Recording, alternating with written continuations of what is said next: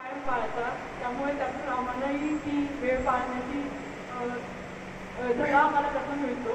तुमची सर्व्हिस, तुमची मेहनत, तिथं येऊन उभं राहून काम करणं ही फार मोठी गोष्ट आहे.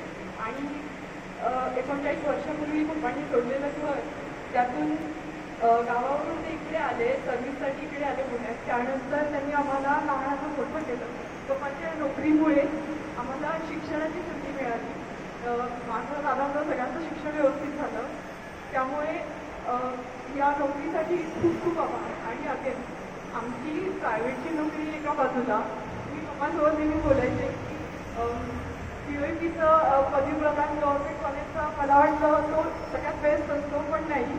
आजचा समारंभ, तुमचं सगळ्यांचं प्रेम, तुमच्या सगळ्यांचे गिफ्ट, एवढं सगळं मान सन्मान, सगळं वेळ देऊन सत्कार करणं, मेहनतीला ॲप्रिशिएट करणं, हे सगळं बघून मी सांगू शकते की ते खूप छान वाटतं मला. म्हणजे हा सोहळा मला लक्षात राहील.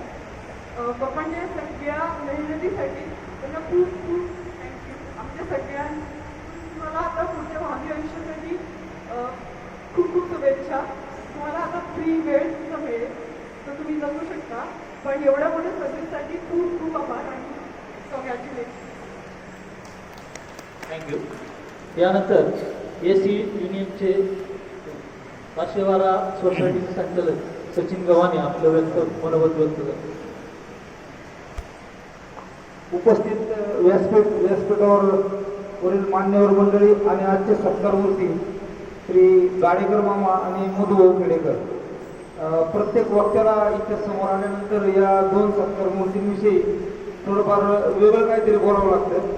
आत्तापर्यंतच्या वक्त्यांनी बरंच काही बोलत झालं, पण त्यातल्या त्यात एक विषय राहिला, तो मी बोलतो आणि माझे दोन शब्द संपवतो.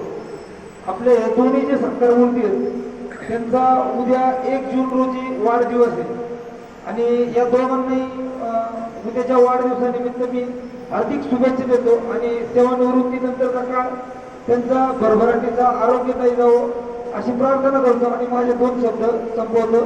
जय हिंद, जय महाराष्ट्र, लाल सलाम. धन्यवाद सचिन.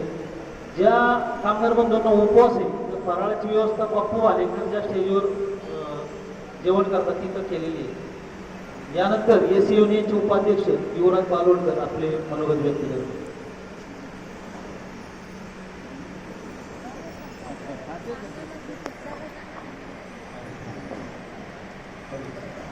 सन्माननीय व्यासपीठ,